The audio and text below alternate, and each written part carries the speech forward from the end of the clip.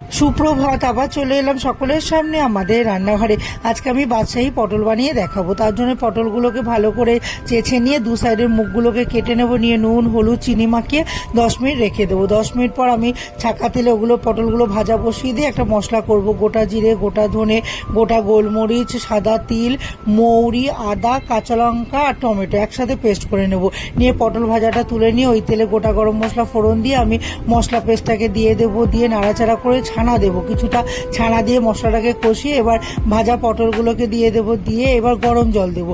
গরম জল দিয়ে এবার পরিমাণ মতো নুন আর স্বাদ মতো একটু চিনি দেবো। দিয়ে ভালো করে নাড়াচাড়া করে মাখো মাখো হয়ে গেলে তখন আমি কয়েকটা গোটা কাঁচা লঙ্কা আর ঘি ছড়িয়ে দিয়ে নাড়িয়ে চাড়িয়ে নামিয়ে নেবো। তাহলেই তৈরি হয়ে যাবে আমার বাদশাহী পটল।